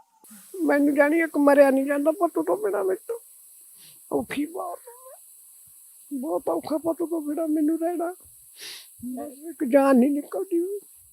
ਜਿਹੜੇ ਪਿੰਡ ਦੇ ਵਿੱਚ ਕਿਤੇ ਨਾ ਕਿਤੇ ਇਹ ਬਹੁਤ ਮਾਣ ਵਾਲੀ ਗੱਲ ਹੋਈ ਆ ਕਿ ਇਸ ਪਿੰਡ ਦਾ ਨਾਮ ਜਿਹੜਾ ਇੱਕ ਬਹੁਤ ਮਾਣ ਨਾਲ ਲਿਆ ਜਾਣ ਲੱਗ ਗਿਆ ਕਿਉਂਕਿ ਇੱਥੋਂ ਦੇ ਸ਼ਹੀਦ ਬਲਜਿੰਦਰ ਸਿੰਘ ਹੋਏ ਆ। ਕਿਵੇਂ ਦਾ ਜਿਹੜਾ ਪਿੰਡ ਵਾਲੇ ਲੋਕਾਂ ਦਾ ਰਵੱਈਆ ਤੁਹਾਡੇ ਨਾਲ, ਕਿਵੇਂ ਦਾ ਜਿਹੜਾ ਉਹ ਸਹਿਯੋਗ ਕਰ ਰਹੇ ਆ ਤੁਹਾਨੂੰ? ਬਹੁਤ ਸਹਿਯੋਗ ਕਰ ਰਹੇ, ਬਹੁਤ ਜ਼ਿਆਦਾ ਕਰ ਰਹੇ ਪਿੰਡ ਦੇ। ਤਾਂ ਇੰਨਾ ਮੈਨੂੰ ਨਹੀਂ ਜਿੰਨਾ ਸਾਰੇ ਪਿੰਡ ਨੇ ਕੀਤਾ ਮੇਰੇ ਬੱਚੇ ਦਾ। 10 ਦਿਨ ਮੇਰੇ ਪੁੱਤ ਮੇਰੇ ਘਰੇ ਬੈਠੇ ਰਹੇ, ਕਿਸੇ ਨੇ ਰੋਟੀ ਦਾ ਨਹੀਂ, ਮੈਨੂੰ ਘਰੇ ਪਾਣੀ ਦਾ, ਸਭ ਮੇਰੇ ਘਰੇ ਬੈਠੇ ਨੂੰ ਖਵਾਉਂਦੇ ਸੀ ਸਾਨੂੰ। ਵੀ ਇੰਨਾ ਮੇਰਾ ਪਿੰਡ ਚੰਗਾ ਵਾ, ਬਹੁਤ ਪਿੰਡ ਬਣ ਗਿਆ ਮੇਰਾ। ਤੇ ਜਦੋਂ ਮੇਰਾ ਪੁੱਤ ਦਾ ਸਹਾਰਾ ਉਹ ਤਾਂ ਮੇਰਾ ਕਾਲਜ ਆ ਮੱਚਿਆ। ਸਹਾਰਾ ਸਾਰੇ ਪਿੰਡ ਦਾ ਹੀ। ਹੱਥ ਸਵੇਰ ਮੇਰੇ ਘਰੇ ਆਉਂਦੇ ਵੀ ਦੱਸ ਕਿੱਥੇ ਜਾਣਾ, ਮਾਂ ਕੀ ਕੰਮ ਆ, ਸਾਰੇ ਆਉਂਦੇ ਆ। ਆ ਨਹੀਂ ਮੈਂ ਕਹਿੰਦੀ ਵੀ ਮੇਰਾ ਪਿੰਡ ਮਾੜਾ, ਪਿੰਡ ਦਾ ਮੇਰਾ ਬਹੁਤ ਚੰਗਾ ਵਧੀਆ। ਹਾਂ। ਕਿਤੇ ਨਾ ਕਿਤੇ ਪਿੰਡ ਦਾ ਜਿਹੜਾ ਇੱਕ ਸਹਿਯੋਗ ਇਹਨਾਂ ਦੇ ਨਾਲ ਆ, ਪਰ ਉਹੀ ਗੱਲ ਆ ਜਾਂਦੀ ਆ ਕਿ ਕੋਈ ਕਿਸੇ ਦਾ ਜਿਹੜਾ ਸਾਥ ਕਦੋਂ ਤੱਕ ਦੇ ਸਕਦਾ। ਬਿਨਾਂ ਸ਼ੱਕ ਇਹ ਬਹੁਤ ਖੂਬਸੂਰਤ ਜਿਹੜੀ ਮਿਸਾਲ ਪੇਸ਼ ਹੋ ਰਹੀ ਆ ਪੰਜਾਬ ਦੇ ਲੋਕਾਂ ਦੇ ਵੱਲੋਂ ਕਿ ਜਿਹੜੇ ਪਰਿਵਾਰਾਂ ਦੇ ਵਿੱਚੋਂ ਕੁਝ ਲੋਕ ਸ਼ਹੀਦ ਹੋ ਗਏ ਜਾਂ ਜਿਹੜੇ ਪਰਿਵਾਰ ਦਿੱਲੀ 'ਚ ਬੈਠੇ ਹੋਏ ਆ ਉਹਨਾਂ ਦਾ ਪਿੱਛੇ ਸਹਿਯੋਗ ਕਰ ਰਹੇ ਆ। ਪਰ ਕਿਤੇ ਇਹ ਵੀ ਗੱਲ ਆ ਜਾਂਦੀ ਆ ਵੀ ਜੇ ਸਰਕਾਰਾਂ ਕੋਈ ਹੁਣ ਢਾਸ ਨਾ ਲਾਉਣ ਤੇ ਫਿਰ ਹੀ ਗੱਲ ਬਣਦੀ ਆ ਕਿ ਲੋਕ ਜਿਹੜੇ ਆ ਕਦੋਂ ਤੱਕ ਵਿਚਾਰੇ ਤੁਹਾਡਾ ਸਾਥ ਦੇਣਗੇ, ਕਿਉਂਕਿ ਸਾਰੇ ਹੀ ਲੋਕ ਜਿਹੜੇ ਆ ਇਹ ਦੁਖੀ ਕਰਕੇ ਇਸੇ ਲਈ ਉਹ ਦਿੱਲੀ ਜਾ ਕੇ ਬੈਠੇ ਹੋਏ ਆ, ਕਿਉਂਕਿ ਸਭ ਨੂੰ ਹੀ ਲੱਗਦਾ ਕਿ ਸਾਡੀ ਰੋਜ਼ੀ ਰੋਟੀ 'ਚ ਲੱਤ ਵੱਜ ਰਹੀ ਆ। ਵੱਜ ਰਹੀ ਹੈ ਜੀ ਬਿਲਕੁਲ। ਜੇ ਸਰਕਾਰ ਇਦਾਂ ਦੇ ਕਾਨੂੰਨ ਨਾ ਬਣਾਉਂਦੀ, ਕਿਉਂ ਮਾਵਾਂ ਦੇ ਪੁੱਤ ਜਾਂਦੇ ਜੀ, ਕਿਉਂ ਦੁਨੀਆ ਸੜਕਾਂ ਤੇ ਆਉਂਦੀ ਜੀ। ਮੇਰਾ ਨਹੀਂ, ਮੈਂ ਨਹੀਂ ਕਹਿੰਦੀ, ਕਈਆਂ ਭੈਣਾਂ ਦੇ ਘਰ ਖਰਾਬ ਹੋਏ ਨੇ, ਕਈ ਮਾਵਾਂ ਦੇ ਪੁੱਤ ਗਏ ਨੇ, ਸਾਡਾ ਇਕੱਲਿਆਂ ਦਾ ਨਹੀਂ ਮੈਂ ਮੰਨਦੀ। ਬਹੁਤ ਮਾਵਾਂ ਦੇ ਪੁੱਤ ਸ਼ਹੀਦ ਹੋਏ ਨੇ। ਫਕਰ ਦੀ ਵੀ ਗੱਲ ਆ ਵੀ ਹਾਂ ਮੇਰਾ ਬੰਦੇ ਨੇ ਸ਼ਹੀਦੀ ਪਾਈ ਆ। ਅੱਠੇ ਤੋਂ ਦੁਖੀ ਵੀ ਮਾਣ ਵੀ ਬਹੁਤ ਆ ਮੈਨੂੰ ਉਹਤੇ, ਜਾਂਦਾ ਹੋਇਆ ਸਾਰੇ ਦੇਸ਼ ਨਹੀਂ ਪੂਰੇ ਵਰਲਡ 'ਚ ਨਾ ਕਮਾ ਕੇ ਗਿਆ। ਉਹਨਾਂ ਨੇ ਜਦੋਂ ਵਾਪਸ ਆਉਣਾ ਸੀ ਕੋਈ ਦੁਬਾਰਾ ਉਹਨਾਂ ਦਾ ਸੀਗਾ ਪਹਿਲਾਂ ਹੀ ਸੁਝਾਅ ਕਿ ਵੀ ਮੈਂ ਦੁਬਾਰਾ ਵੀ ਵਾਪਸ ਜਾਣਾ ਹੈਗਾ, ਜਾਂ ਕੋਈ ਸੇਵਾ ਜਿਹੜੀ ਉਹਨਾਂ ਨੇ ਲਈ ਹੋਈ ਸੀ? ਹਾਂਜੀ ਜੀ, ਇਦਾਂ ਦੱਸਦੇ ਨੇ ਵੀ ਉਹਨਾਂ ਨੇ ਉੱਥੋਂ ਇਹ ਕਹਿ ਕੇ ਤੁਰੇ ਸੀ ਵੀ ਅਸੀਂ ਹੁਣ ਟਰਾਲੀ ਲੈ ਕੇ ਆਵਾਂਗੇ, ਸੰਗਤ ਨਾਲ ਲੈ ਕੇ ਆਵਾਂਗੇ। ਹਾਂਜੀ, ਇਦਾਂ ਸੁਣਦੇ ਆ ਵੀ ਅਸੀਂ ਹੁਣ ਜਾ ਰਹੇ ਹਾਂ, ਫਿਰ ਅਸੀਂ ਪਿੰਡੋਂ ਟਰਾਲੀ ਟਰੈਕਟਰ ਤੇ ਨਾਲ ਸੰਗਤ ਨਾਲ ਲੈ ਕੇ ਆਵਾਂਗੇ। ਆਮ ਤੌਰ ਤੇ ਸਾਰੇ ਘਰਾਂ ਦੇ ਵਿੱਚ ਹੁੰਦਾ ਕਿ ਜਦੋਂ ਕੋਈ ਦਿੱਲੀ ਵੱਲ ਨੂੰ ਤੁਰਦਾ, ਜਾਂ ਖਾਸ ਤੌਰ ਤੇ ਸਾਡੇ ਪੰਜਾਬ 'ਚ ਦੇਖਿਆ ਜਾਵੇ ਜਿਹੜੇ ਘਰਾਂ ਦੇ ਇਕੱਲੇ ਪੁੱਤ ਆ, ਕਿਤੇ ਨਾ ਕਿਤੇ ਮਾਵਾਂ ਜਾਂ ਜਿਹੜੀਆਂ ਘਰ ਪਰਿਵਾਰ ਹੁੰਦਾ ਪਿਛਲਾ, ਉਹ ਟੋਕਦਾ ਵੀ ਜੇ ਕੁਛ ਉੱਥੇ ਹੋ ਗਿਆ ਤੇ ਫਿਰ ਉਹ ਬੜੀ ਖਰਾਬ ਚੀਜ਼ ਹੋਊਗੀ, ਤੁਸੀਂ ਜਾਓ ਨਾ। ਉਹਨਾਂ ਦੇ ਜਾਣ ਵੇਲੇ ਤੁਹਾਡੀ ਕੀ ਪ੍ਰਤੀਕਿਰਿਆ ਸੀਗੀ ਵੀ ਜਦੋਂ ਉਹ ਕਹਿੰਦੇ ਸੀ ਵੀ ਅਸੀਂ ਦਿੱਲੀ ਜਾਣਾ ਹੈਗਾ? ਅਸੀਂ ਪਹਿਲਾਂ ਤਾਂ ਮੈਂ ਜ਼ਰੂਰ ਉਹਨਾਂ ਨੇ ਕਿਹਾ, ਮੈਂ ਕਿਹਾ ਆਪਣੇ ਬੱਚੇ ਛੋਟੇ ਨੇ, ਤੁਸੀਂ ਇਕੱਲੇ ਹੋ ਨਾ ਜਾਓ। ਕਹਿੰਦਾ ਨਹੀਂ ਹੁਣ ਤਾਂ ਮੈਂ ਕਹਿਤਾ, ਹੁਣ ਤਾਂ ਮੈਂ ਜਾਣਾ ਹੀ ਹੈ। ਤੇ ਫਿਰ ਜਦੋਂ ਉਹ ਤੁਰਨ ਲੱਗੇ ਨੇ ਉਦੋਂ ਵੀ ਉਹਨਾਂ ਨੇ ਇੱਕੋ ਹੀ ਗੱਲ ਮੈਨੂੰ ਕਹੀ, ਕਹਿੰਦੇ ਅਮਨ, ਮੈਂ ਕਿਹਾ ਹਾਂਜੀ, ਕਹਿੰਦੇ ਮੇਰੇ ਮਨ ਦੀ ਤਮੰਨਾ। ਮੈਂ ਕੀ? ਕਹਿੰਦੇ ਦਿੱਲੀ ਲੜਾਈ ਲੱਗ ਜੇ ਮੈਂ ਮੂਹਰੇ ਹੋ ਕੇ ਸ਼ਹੀਦ ਹੋਵਾਂ। ਪਤਾ ਨਹੀਂ ਕੁਦਰਤੀ ਉਹਨਾਂ ਨੇ ਇਹ ਗੱਲ ਮੈਨੂੰ ਕਿਉਂ। ਮੈਂ ਕਿਹਾ ਜੇ ਇਦਾਂ ਕਹਿਣਾ ਤਾਂ ਨਾ ਜਾਓ। ਫਿਰ ਕਹਿੰਦੇ ਮੈਂ ਤਾਂ ਜਾਊਂਗਾ। ਜਾਂਦੇ ਹੋਏ ਜਾਂਦੀ ਆ ਦੋ ਵਰਡ ਜ਼ਰੂਰ ਕਹਿ ਕੇ। ਬੱਚਿਆਂ ਨੂੰ ਲੈ ਕੇ ਕੀ ਸੁਪਨੇ ਸੀ? ਕਿਉਂਕਿ ਕਹਿੰਦੇ ਹੁੰਦੇ ਨਾ ਕਿ ਮਾਂ-ਬਾਪ ਜਦੋਂ ਸਾਡੀ ਕੁਦਰਤ ਸਾਡੇ ਮਿਹਰਬਾਨ ਹੁੰਦੀ ਬਣਨ ਦੀ ਇੱਕ ਖੁਸ਼ੀ ਮਿਲਦੀ ਆ, ਤੇ ਸੁਪਨੇ ਹਰ ਇਨਸਾਨ ਦੇ ਉਦੋਂ ਹੀ ਨਾਲ ਦੀ ਨਾਲ ਕਿਤੇ ਨਾ ਕਿਤੇ ਜਿਹੜੇ ਆ ਪੈਦਾ ਹੋਣੇ ਸ਼ੁਰੂ ਹੋ ਜਾਂਦੇ। ਕੀ ਸੁਪਨੇ ਸੀ ਤੁਹਾਡੇ ਬੱਚਿਆਂ ਨੂੰ ਲੈ ਕੇ ਉਹਨਾਂ ਦੇ ਵੀ ਮੈਂ ਬੱਚਿਆਂ ਨੂੰ ਇਹ ਬਣਾਊਂਗਾ ਜਾਂ ਇਸ ਤਰੀਕੇ ਨਾਲ ਕਰੂੰਗਾ? ਬੱਚਿਆਂ ਲਈ ਤਾਂ ਉਹਨਾਂ ਦੇ ਬਹੁਤ ਜ਼ਿਆਦਾ ਸੁਪਨੇ ਸੀ ਜੀ। ਪਤਾ ਨਹੀਂ ਥੋੜਾ ਟਾਈਮ ਲਈ ਸੀ ਤਾਂ ਸੀ, ਬਹੁਤ ਜ਼ਿਆਦਾ ਸੁਪਨੇ ਸੀ। ਜਿੱਦਾਂ ਸਾਡੀ ਖੁਦ ਦੀ ਜ਼ਮੀਨ ਥੋੜੀ ਆ, 3 ਏਕੜ 30-35 ਕਿੱਲੇ, ਉਹ ਮਾਮਲੇ ਤੇ ਲੈ ਕੇ ਬਾਉਂਦੇ ਸੀ। ਉਹਨਾਂ ਨੇ ਕਹਿਣਾ ਬਸ ਆਹੀ 10 ਸਾਲ ਮੈਂ ਕਮਾ ਲਾਂ, ਫਿਰ ਆਪਦੇ ਜਵਾਕ ਬਾਹਰ ਤੋਰ। ਤੁਹਾਡੀ ਆਪਣੀ ਜਿਹੜੀ ਜ਼ਮੀਨ ਆ ਉਹ ਕਿੰਨੀ ਆ ਤੁਹਾਡੇ ਕੋਲੇ? 3 ਏਕੜ ਆ ਜੀ। ਠੀਕ ਹੈ ਜੀ। ਤੇ ਉਹਦੇ ਨਾਲ ਤੁਸੀਂ ਜਿਵੇਂ ਆਹ ਪਸ਼ੂ ਪਾਲਣ ਦਾ ਕੰਮ ਕਰਦੇ ਆ, ਤੇ ਫਿਰ ਹੁਣ ਜਿਹੜਾ ਕੀ ਦਿਖਦਾ ਵੀ ਕਿਵੇਂ ਗੁਜ਼ਾਰਾ ਜਿਹੜਾ ਹੋਊਗਾ? ਕਿਉਂਕਿ 3 ਕਿੱਲਿਆਂ ਦੇ ਵਿੱਚੋਂ ਜੇ ਆਪੇ ਵੀ ਵਾਹੀਏ ਬੀਜੀਏ ਤੇ ਕੁਝ ਖਾਸ ਬਚਦਾ ਨਹੀਂ ਹੈਗਾ, ਜਿਹਦੀ ਸ਼ਾਇਦ ਵਜ੍ਹਾ ਕਰਕੇ ਜਿਹੜਾ ਪੂਰਾ ਪੰਜਾਬ ਦਿੱਲੀ ਦੀਆਂ ਬਰੂਹਾਂ ਤੇ ਢੁਕਿਆ ਬੈਠਾ। ਤੇ ਕਿਵੇਂ ਦਿਖਦਾ ਹੈਗਾ ਵੀ ਫਿਰ ਕਿਵੇਂ ਤੁਸੀਂ ਜਿਹੜਾ ਕੀ ਆਪ ਪਲਾਨ ਕਰ ਰਹੇ ਹੋ? ਕਿਉਂਕਿ ਸਾਰੀ ਜ਼ਿੰਮੇਵਾਰੀ ਤੁਹਾਡੇ ਤੇ ਆ ਚੁੱਕੀ ਆ। ਕਿਵੇਂ ਸਾਰੇ ਘਰ ਦਾ ਫਿਰ ਤੁਸੀਂ ਖਰਚਾ ਜਿਹੜਾ ਦੇਖਦੇ ਆ ਵੀ ਇਹ ਅੱਗੇ ਤੋਰਨਾ ਹੈਗਾ? ਜੇ ਤਾਂ ਜੀ ਖੇਤੀ ਕਰਨੀ ਆ ਤਾਂ ਉਹਦੇ ਲਈ ਪਹਿਲਾਂ ਮੈਨੂੰ ਸਿੱਖਣਾ ਪੈਣਾ। ਗੱਡੀ ਵੀ ਸਿੱਖਣੀ ਪਊ, ਟਰੈਕਟਰ ਵੀ ਸਿੱਖਣਾ ਪਊ, ਪਰ ਹਜੇ ਤਾਂ ਇੰਨੀ ਮੈਂ ਮਜ਼ਬੂਤ ਹੈ ਨਹੀਂ ਵੀ ਇੰਨਾ ਕੰਮ ਚੱਕ ਲੂੰ। ਪਰ ਹੌਲੀ ਹੌਲੀ ਮਨ 'ਚ ਤਮੰਨਾ ਹੈਗੀ ਆ ਵੀ ਮੈਂ ਆਪਦੇ ਪਤੀ ਦਾ ਕੰਮ ਉਵੇਂ ਹੀ ਚਲਾਵਾਂ ਜਿਵੇਂ ਉਹ ਚਲਾਉਂਦੇ ਸੀ। ਮਨ 'ਚ ਤਮੰਨਾ ਜ਼ਰੂਰ ਆ। ਸਾਡੇ ਪੰਜਾਬ ਦਾ ਜਿਹੜਾ ਇਤਿਹਾਸ ਇਹੋ ਜਿਹਾ ਰਿਹਾ ਹੈ, ਸਾਡੀਆਂ ਜਿਹੜੀਆਂ ਮਾਈਆਂ ਨੂੰ ਵੀ ਇੱਕ ਇਹੋ ਜਿਹਾ ਇਤਿਹਾਸ ਮਿਲਿਆ ਹੋਇਆ ਹੈ ਕਿ ਅਸੀਂ ਆਪਣਿਆਂ ਨੂੰ ਗਵਾ ਕੇ ਵੀ ਹਜੇ ਵੀ ਸਾਡੇ ਆਪਣੇ ਦਿੱਲੀ ਦੀਆਂ ਬਰੂਹਾਂ ਦੇ ਉੱਤੇ ਬੈਠੇ ਹੋਏ ਆ, ਤੇ ਮਨ ਇੰਨੇ ਕਰੜੇ ਆ ਕਿ ਅਸੀਂ ਆਉਣ ਵਾਲੀ ਜ਼ਿੰਦਗੀ ਦੀ ਜਿਹੜੀ ਸਾਡੇ ਗੁਰਾਂ ਨੇ ਸਾਨੂੰ ਚੜ੍ਹਦੀ ਕਲਾ ਦਾ ਇੱਕ ਜਿਹੜਾ ਸੰਕਲਪ ਦਿੱਤਾ, ਉਹਦੇ ਥਰੂ ਅਸੀਂ ਆਪਣੀ ਜ਼ਿੰਦਗੀ ਨੂੰ ਗੁਜ਼ਰ ਬਸਰ ਕਰਨ ਦੀ ਜਿਹੜੀ ਤਮੰਨਾ ਜ਼ਰੂਰ ਰੱਖਦੇ ਹਾਂ। ਕਹਿੰਦੇ ਨੇ ਉਮੀਦ ਦੇ ਨਾਲ ਜਿਹੜੀ ਆ ਜ਼ਿੰਦਗੀ ਜਾਗਦੀ ਰਹਿੰਦੀ ਆ, ਜਿਉਂਦੀ ਰਹਿੰਦੀ ਆ। ਤੇ ਇਸੇ ਤਰ੍ਹਾਂ ਦੀ ਜਿਹੜੀ ਉਮੀਦ ਤੁਹਾਡੀ ਆਪਣੇ ਬੱਚਿਆਂ ਨੂੰ ਲੈ ਕੇ ਵੀ ਹੋਊਗੀ ਕਿ ਹੁਣ ਉਹਨਾਂ ਨੂੰ ਪੜ੍ਹਾਇਆ ਵੀ ਜਾਣਾ, ਤੇ ਪੜ੍ਹਾਈਆਂ ਅੱਜ ਕੱਲ੍ਹ ਸਸਤੀਆਂ ਨਹੀਂ ਹੈਗੀਆਂ। ਤੇ ਤੁਸੀਂ ਇਹਦੇ ਲਈ ਫਿਰ ਮਾਨਸਿਕ ਤੌਰ ਤੇ ਤਿਆਰ ਹੋ ਕਿ ਵੀ ਹੁਣ ਮੈਂ ਜਿਹੜਾ ਟਰੈਕਟਰ ਆਪ ਚਲਾਉਂਗੀ, ਖੇਤੀਬਾੜੀ ਆਪ ਕਰੂੰਗੀ ਜੀ, ਜ਼ਰੂਰ ਕਰੂੰਗੀ। ਮੇਰੇ ਮਨ ਦੀ ਤਮੰਨਾ, ਜਿਵੇਂ ਮੇਰੇ ਸੀਗੀ ਪਤੀ ਨੂੰ ਮਨ ਦੀ ਤਮੰਨਾ ਵੀ ਆਪਾਂ ਖੇਤੀ ਚਾਹੇ ਕਰਨਾ ਚਾਹੇ ਸਾਡੇ ਘਰ ਦੀ ਥੋੜੀ ਆ, ਪਰ ਕਰਨ ਦੀ ਜ਼ਰੂਰ ਕੋਸ਼ਿਸ਼ ਕਰੂੰ। ਸਰਕਾਰਾਂ ਨੇ ਕਿਤੇ ਨਾ ਕਿਤੇ ਜਿਹੜਾ ਥੋੜਾ ਬਹੁਤਾ ਸਹਿਯੋਗ ਕਰਨ ਦੀ ਕੋਸ਼ਿਸ਼ ਕੀਤੀ ਹੈ, ਜਾਂ ਹੋਰ ਬਹੁਤ ਸਾਰੀਆਂ ਸੰਸਥਾਵਾਂ ਜਿਹੜੀਆਂ ਸਹਿਯੋਗ ਕਰਨ ਦੀ ਕੋਸ਼ਿਸ਼ ਕਰ ਰਹੀਆਂ ਵਾ। ਤੁਹਾਨੂੰ ਕੀ ਲੱਗਦਾ ਹੈ ਕਿ ਜਿਹੜਾ ਉਹ ਸਹਿਯੋਗ ਆ ਉਹ ਤੁਹਾਡੀ ਪੂਰੀ ਜ਼ਿੰਦਗੀ ਗੁਜ਼ਰ ਬਸਰ ਕਰਨ ਲਈ ਕਾਫੀ ਹੋਊਗਾ, ਜਾਂ ਕੀ ਇਹ ਸਹੀ ਆ ਕਿ ਜਿਹੜਾ ਇੱਕ ਇੱਕ ਆਮ ਤੌਰ ਤੇ ਜਿਹੜੀ ਹੁੰਦੀ ਹੈ ਕਿ ਆਰਥਿਕ ਸਹਾਇਤਾ ਕਰ ਦਿੱਤੀ ਜਾਂਦੀ ਹੈ ਥੋੜੇ ਬਹੁਤ ਪੈਸਿਆਂ ਦੀ, ਉਹਦੇ ਲਈ ਉਹ ਤੁਹਾਨੂੰ ਲੱਗਦਾ ਸਹੀ ਆ, ਜਾਂ ਇੱਕ ਕੋਈ ਕਿੱਤਾ ਜਿਹੜਾ ਇੱਕ ਸ਼ੁਰੂ ਹੋ ਜਾਵੇ, ਜਿਵੇਂ ਤੁਸੀਂ ਕਿਹਾ ਕਿ ਮੈਂ ਟਰੈਕਟਰ ਸਿੱਖਣਾ ਚਾਹੁੰਦੀ ਆ, ਮੈਂ ਕੰਮ ਕਰੂੰਗੀ ਤੇ ਸ਼ਾਇਦ ਗੁਜ਼ਾਰਾ ਸਾਰੀ ਉਮਰ ਆਪ ਕੰਮ ਕੀਤਿਆਂ ਹੀ ਹੋਣਾ ਹੈ, ਕੀ ਸਹੀ ਲੱਗਦਾ ਜਿਹੜੀ ਉਹ ਆਰਥਿਕ ਸਹਾਇਤਾ ਦਿੰਦੇ ਆ, ਜਾਂ ਕੀ ਉਹ ਕਾਫੀ ਆ? ਨਹੀਂ ਜੀ, ਹੁਣ ਆਪਾਂ ਬੱਚਿਆਂ ਦੀ ਜ਼ਿੰਦਗੀ ਲਈ ਤਾਂ ਬਹੁਤ ਕੁਝ ਚਾਹੀਦਾ ਆਪਾਂ ਨੂੰ। ਮੈਂ ਇਹ ਨਹੀਂ ਕਹਿੰਦੀ, ਮੇਰੇ NRI ਵੀਰ ਬਹੁਤ ਜ਼ਿਆਦਾ ਦੂਰੋਂ ਦੂਰੋਂ ਵੀ ਆਏ ਨੇ ਜਿਹੜੇ ਮਦਦ ਬਹੁਤ ਕਰੀ NRI ਵੀਰਾਂ ਨੇ। ਮੈਂ ਉਹਨਾਂ ਦਾ ਤਹਿ ਦਿਲੋਂ ਧੰਨਵਾਦ ਕਰਦੀ ਹਾਂ ਜਿਨ੍ਹਾਂ ਨੇ ਮੇਰਾ ਹੱਥ ਫੜਿਆ। ਬਹੁਤ NRI ਵੀਰ ਨੇ ਜਿਨ੍ਹਾਂ ਦਾ ਮੈਂ ਨਾਂ ਵੀ ਨਹੀਂ ਲੈ ਸਕਦੀ, ਪਰ ਜਿਨ੍ਹਾਂ ਨੇ ਫੋਨ ਕਰਕੇ ਮੇਰੀ ਬਹੁਤ ਜ਼ਿਆਦਾ ਹੈਲਪ ਕਰੀ, ਬਹੁਤ ਜ਼ਿਆਦਾ। ਅੱਗੇ ਵੀ ਉਹ ਕਹਿੰਦੇ ਨੇ, ਭੈਣੇ ਤੂੰ ਟੈਨਸ਼ਨ ਨਹੀਂ ਲੈਣੀ, ਅਸੀਂ ਹੈਗੀਆਂ, ਤੂੰ ਬੱਚਿਆਂ ਨੂੰ ਪੜ੍ਹਾ, ਕੁਛ ਵੀ ਕਰਾ, ਪਰ ਅਸੀਂ ਤੇਰੇ ਨਾਲ ਖੜੇ ਹਾਂ। ਰੋਜ਼ਾਨਾ ਜਿਹੜੀ ਸਾਡੇ ਸ਼ਹੀਦਾਂ ਦੀ ਗਿਣਤੀ ਵੱਧ ਰਹੀ ਹੈ ਤੇ ਬੜਾ ਲੰਬਾ ਸਮਾਂ ਹੋ ਗਿਆ ਇਸ ਸੰਘਰਸ਼ ਨੂੰ ਚੱਲਦੇ ਹਨਾ, ਤੇ ਬਹੁਤ ਸਾਰੇ ਜਿਹੜੇ ਜਿਵੇਂ ਤੁਸੀਂ ਹੈਗੇ ਆ, ਬਹੁਤ ਸਾਰੇ ਪਰਿਵਾਰ ਜਿਹੜੇ ਦੁਖੀ ਹੈਗੇ ਆ, ਤੇ ਬਿਨਾਂ ਸ਼ੱਕ ਪੂਰਾ ਪੰਜਾਬ ਜਿਹੜਾ ਇਹਨਾਂ ਜਿਹੜੀ ਵੱਧ ਰਹੀ ਸ਼ਹੀਦਾਂ ਦੀ ਗਿਣਤੀ ਤੋਂ ਪਰੇਸ਼ਾਨ ਆ, ਕਿਉਂਕਿ ਸਾਨੂੰ ਹੁਣ ਇਹ ਸਾਰੇ ਆਪਣੇ ਲੱਗ ਰਹੇ ਆ। ਪਹਿਲਾਂ ਸ਼ਾਇਦ ਅਸੀਂ ਇੱਕ ਦੂਜੇ ਨੂੰ ਜਾਣਦੇ ਨਾ ਹੋਈਏ, ਪਰ ਜਿਵੇਂ ਜਿਵੇਂ ਇਹ ਖਬਰਾਂ ਸਾਨੂੰ ਮਿਲਦੀਆਂ, ਸਾਰੇ ਲੋਕ ਜਿਹੜੇ ਆ ਪਰੇਸ਼ਾਨ ਹੁੰਦੇ ਆ। ਕੀ ਉਮੀਦ ਕਰਦੇ ਆ, ਕੀ ਸੁਨੇਹਾ ਦੇਣਾ ਚਾਹੁੰਦੇ ਆ ਤੁਸੀਂ ਸਰਕਾਰ ਨੂੰ ਕਿ ਉਹਨੂੰ ਕੀ ਕਰਨਾ ਚਾਹੀਦਾ, ਕਿਉਂਕਿ ਉਹ ਟਸ ਤੋਂ ਮਸ ਹੋਣ ਦਾ ਨਾਮ ਲੈ ਨਹੀਂ ਰਹੀ? ਵੀ ਸਰਕਾਰਾਂ ਨੂੰ ਜਲਦ ਤੋਂ ਜਲਦ ਆਪਦਾ ਫੈਸਲਾ ਬਦਲਣਾ ਚਾਹੀਦਾ, ਕਿਉਂਕਿ ਜਿਹੜੇ ਇੰਨੇ ਵਿਚਾਰੇ ਭਰਾ ਉੱਥੇ ਬੈਠੇ ਨੇ, ਕਈਆਂ ਦੀਆਂ ਮੌਤਾਂ ਹੋ ਰਹੀਆਂ ਨੇ। ਹੁਣ ਜੇ ਆਪਾਂ ਦੇਖ ਰਹੇ ਹਾਂ ਬਾਰਿਸ਼ ਦੇ ਵਿੱਚ ਕੀ ਹਾਲ ਨੇ ਵਿਚਾਰਿਆਂ ਦੇ, ਪਰ ਸਰਕਾਰ ਨੂੰ ਆਪਦਾ ਫੈਸਲਾ ਬਦਲ ਕੇ ਭਰਾਵਾਂ ਨੂੰ ਖੁਸ਼ੀ ਖੁਸ਼ੀ ਘਰੇ ਪਹੁੰਚਾਉਣ ਦਾ ਉਹਨਾਂ ਦਾ ਕੰਮ ਕਰਨਾ ਚਾਹੀਦਾ ਜੀ ਉਹਨਾਂ ਨੂੰ। ਮਾਂ, ਮੈਂ ਤੁਹਾਨੂੰ ਵੀ ਇਹ ਪੁੱਛਣਾ ਚਾਹੁੰਦੀ ਹਾਂ ਕਿ ਜਿਹੜੀ ਇਹ ਸਰਕਾਰ ਆਪਣਾ ਫੈਸਲਾ ਹਜੇ ਬਦਲਣ ਲਈ ਤਿਆਰ ਨਹੀਂ ਹੈਗੀ।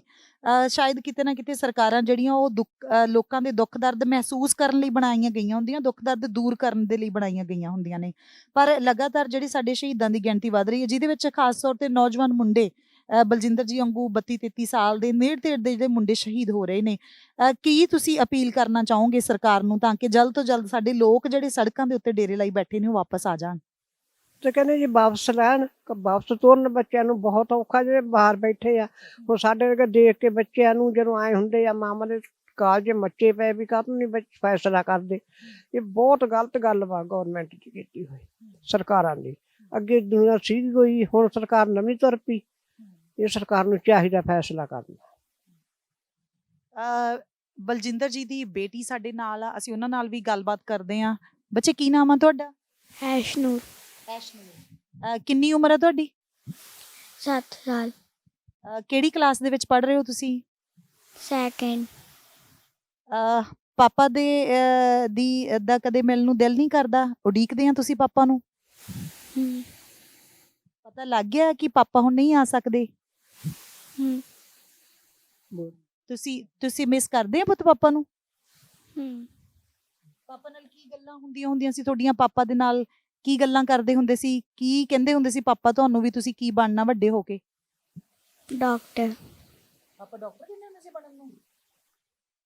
ਹੁਣ ਫਿਰ ਪਾਪਾ ਬਿਨਾਂ ਦਿਲ ਲੱਗ ਜਾਂਦਾ ਤੁਹਾਡਾ? ਨਹੀਂ। ਉਡੀਕਦੇ ਆ ਤੁਸੀਂ ਪਾਪਾ ਨੂੰ? ਤੁਹਾਨੂੰ ਇਹ ਪਤਾ ਹੈ ਕਿ ਪਾਪਾ ਕਿੱਥੇ ਗਏ ਸੀ ਤੇ ਕਿਸ ਕੰਮ ਲਈ ਗਏ ਸੀ? ਤੁਹਾਨੂੰ ਇਹ ਪਤਾ? ਉਹ ਦਿੱਲੀ ਗਏ ਸੀ। ਕਾਹਤੋਂ ਗਏ ਸੀ ਦਿੱਲੀ? ਪਤਾ ਨਹੀਂ। ਪਤਾ ਨਹੀਂ ਤੁਹਾਨੂੰ? ਸੋ ਬੱਚਿਆਂ ਦੀ ਜਿਹੜੀ ਕਹਿੰਦੇ ਹੁੰਦੇ ਆ ਮਾਸੂਮੀਅਤ ਤੇ ਬਚਪਨ ਜਿਹੜਾ ਬਰਕਰਾਰ ਰਹਿਣਾ ਚਾਹੀਦਾ ਹੁੰਦਾ, ਪਰ ਜਦੋਂ ਇਹੋ ਜੀਆਂ ਦੁਰਘਟਨਾਵਾਂ ਵਾਪਰਦੀਆਂ, ਘਰਾਂ ਦੇ ਵਿੱਚੋਂ ਜਿਹੜਾ ਸਾਇਆ ਕਹਿੰਦੇ ਹੁੰਦੇ ਆ ਸਿਰ ਦੇ ਉੱਤੇ ਹੱਥ ਰੱਖਣ ਵਾਲੇ ਚਲੇ ਜਾਣ, ਤੇ ਉਹ ਇੱਕ ਬਹੁਤ ਜਿਹੜੀ ਭਿਆਨਕ ਸਥਿਤੀ ਦੇ ਰੂਬਰੂ ਕਰਦੇ ਆ ਤੇ ਬੱਚਿਆਂ ਦਾ ਬਚਪਨਾ ਵੀ ਖੋਇਆ ਜਾਂਦਾ। ਮੇਰੀ ਅਪੀਲ ਇਹੀ ਆ ਪੂਰੇ ਪੰਜਾਬ ਵਾਸੀਆਂ ਨੂੰ, ਪੂਰੇ ਭਾਰਤ ਵਾਸੀਆਂ ਨੂੰ, ਕਿ ਭਾਵੇਂ ਕਿ ਇਹਨਾਂ ਦੀ ਜ਼ਿੰਦਗੀ ਦੇ ਵਿੱਚ ਪੈਦਾ ਹੋਇਆ ਜਿਹੜਾ ਖਲਾਅ ਅਸੀਂ ਦੂਰ ਨਹੀਂ ਕਰ ਸਕਦੇ, ਪਰ ਇਹਨਾਂ ਦਾ ਸਾਥ ਦੇਣਾ ਬਣਦਾ ਹੈ। ਇਹ ਪਰਿਵਾਰ ਕਿਤੇ ਨਾ ਕਿਤੇ ਸਾਡੀ ਜ਼ਿੰਮੇਵਾਰੀ ਆ। ਸਾਨੂੰ ਆਪਣੀ ਜ਼ਿੰਮੇਵਾਰੀ ਜਿਹੜੀ ਹੈਗੀ ਆ ਬਾਖੂਬੀ ਨਿਭਾਉਣੀ ਚਾਹੀਦੀ ਆ। ਸਿਰਫ 1 ਮਹੀਨੇ ਲਈ ਨਹੀਂ, ਸਿਰਫ ਕੁਝ ਦਿਨਾਂ ਦੇ ਲਈ ਨਹੀਂ, ਹਮੇਸ਼ਾ ਦੇ ਲਈ ਸਾਨੂੰ ਇਹਨਾਂ ਪਰਿਵਾਰਾਂ ਦੇ ਮੋਢੇ ਨਾਲ ਮੋਢਾ ਲਾ ਕੇ ਇਹਨਾਂ ਦਾ ਸਾਥ ਦੇਣਾ ਪਊਗਾ। ਸਾਡੇ ਨਾਲ ਬਲਜਿੰਦਰ ਸਿੰਘ ਜੀ ਦੇ ਮਾਮਾ ਜੀ ਨੇ, ਕਿਉਂਕਿ ਘਰ ਦੇ ਵਿੱਚ ਇਕੱਲੇ ਬਲਜਿੰਦਰ ਸਿੰਘ ਹੀ ਇੱਕ ਮਰਦ ਸੀ ਜਿਹੜੇ ਪੂਰੇ ਪਰਿਵਾਰ ਨੂੰ ਦੇਖ ਰਹੇ ਸੀ, ਸਾਂਭ ਰਹੇ ਸੀ।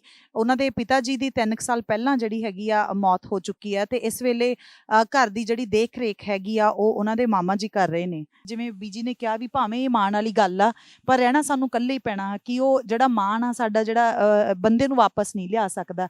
ਤੇ ਇਹ ਇੱਕ ਬਹੁਤ ਵੱਡੀ ਕੁਰਬਾਨੀ ਜਿਹੜੀ ਹੈਗੀ ਆ ਪਿੰਡ ਦੇ ਲਈ ਵੀ ਇੱਕ ਮਾਣ ਵਾਲੀ ਗੱਲ ਹੋਗੀ ਤੇ ਪਰਿਵਾਰ ਦੇ ਲਈ ਵੀ।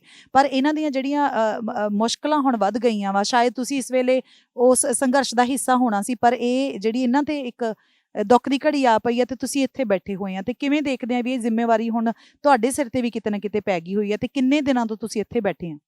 ਅਸੀਂ ਤਾਂ ਇੰਨੀ ਜ਼ਿੰਮੇਵਾਰੀ ਸਾਡੀ ਪੈ ਗਈ ਵੀ ਅਸੀਂ ਭੈਣ ਕੋਲੇ ਆਉਂਦੇ ਸੀ ਤੇ ਆਥਣ ਨੂੰ ਗੱਡੀ ਤੇ ਮੁੜ ਜਾਂਦੇ ਸੀ। ਸਾਨੂੰ ਪੂਰਾ ਦੁੱਖ ਨਹੀਂ ਸੀ। ਸਾਡੀ ਭੈਣ ਇੰਨੀ ਸੁਖੀ ਸੀਗੀ ਬਈ ਕੋਈ ਵੀ ਨਹੀਂ ਸੀ ਸੁਖੀ ਜਿੰਨਾ ਸਾਡੀ ਭੈਣ ਸੁਖੀ ਵਗਦੀ। ਸਾਨੂੰ ਪੂਰਾ ਦੁੱਖ ਨਹੀਂ ਸੀ। ਹੁਣ ਅਸੀਂ 3 ਭਰਾ ਜਿੱਦਣ ਦਾ ਸ਼ਿਕਾਰ ਹੋਇਆ ਉਦਣ ਤੇ ਇੱਕ ਆਉਨੇ ਇੱਕ ਜਾਂਦੇ, ਇੱਕ ਆਉਨੇ ਇੱਕ ਉਦਣ ਤੇ ਇੱਥੇ ਬੈਠੇ ਵਾਰੀ 3 ਭਾਈਆਂ ਬਈ ਇੰਨੀ ਇਹ ਘਰ ਦੀ ਹੁਣ ਜ਼ਿੰਮੇਵਾਰੀ ਬਹੁਤ ਮੁਸ਼ਕਲ ਗੱਡੀ ਗੱਲ ਹੋ ਗਈ। ਬੀਜੀ ਨੇ ਜਿਵੇਂ ਕਿਹਾ ਕਿ ਪਿੰਡ ਵਾਲੇ ਬਹੁਤ ਸਾਥ ਦੇ ਰਹੇ ਆ, ਪਰ ਕਹਿੰਦੇ ਹੁੰਦੇ ਆ ਵੀ ਹਨੇਰਾ ਸਵੇਰਾ ਵੀ ਇੱਕ ਕੱਟਣਾ, ਇੱਕ ਹਰ ਇੱਕ ਜਦੋਂ ਬੱਚਿਆਂ ਵਾਲੇ ਘਰ ਦੇ ਵਿੱਚ ਹਰ ਇੱਕ ਪਲ ਜਿਹੜੀ ਜ਼ਰੂਰਤ ਹੈਗੀ ਆ ਨਾ ਵੱਡਿਆਂ ਦੀ, ਤੇ ਉਹ ਜਿਹੜੀ ਜ਼ਿੰਮੇਵਾਰੀ ਆ ਆਉਣ ਵਾਲੇ ਸਮੇਂ ਦੇ ਵਿੱਚ ਵੀ ਤੁਹਾਨੂੰ ਕੀ ਲੱਗਦਾ ਹੈ ਕਿ ਤੁਹਾਨੂੰ ਇੱਕ ਪੱਕੇ ਤੌਰ ਤੇ ਕਿਸੇ ਨਾ ਕਿਸੇ ਨੂੰ ਇੱਥੇ ਰਹਿਣਾ ਪਊ ਇਹਨਾਂ ਦੇ ਕੋਲੇ, ਕਿਉਂਕਿ ਇਹ ਬਿਲਕੁਲ ਹੀ ਔਰਤਾਂ ਜਿਹੜੀਆਂ ਘਰ ਦੇ ਵਿੱਚ ਨਿੱਕੇ ਬੱਚਿਆਂ ਦੇ ਨਾਲ ਇਕੱਲੀਆਂ ਰਹਿ ਗਈਆਂ ਹੋਈਆਂ? ਹਾਂ ਜੀ, ਪਿੰਡ ਵਾਲਿਆਂ ਦਾ ਇੰਨਾ ਸਾਥ ਆ ਵੀ ਕੰਡਾ ਨਹੀਂ ਵੱਜਣ ਦਿੰਦੇ ਜਿੰਨਾ ਭਾਈ ਦੇ। ਪਿੰਡ ਨੇ ਬਹੁਤ ਸਹਿਯੋਗ ਦਿੱਤਾ, ਪਰ ਫਿਰ ਵੀ ਹਨੇਰੇ ਸਵੇਰੇ ਤਾਂ ਹੁਣ ਸਭ ਦੇ ਆਪਦੇ ਕਿੱਤੇ ਹੁੰਦੇ ਆ ਵੀ ਸਾਨੂੰ ਤਾਂ ਹੁਣ ਇਹ ਦੁੱਖ ਝੱਲਣਾ ਹੀ ਪਊ।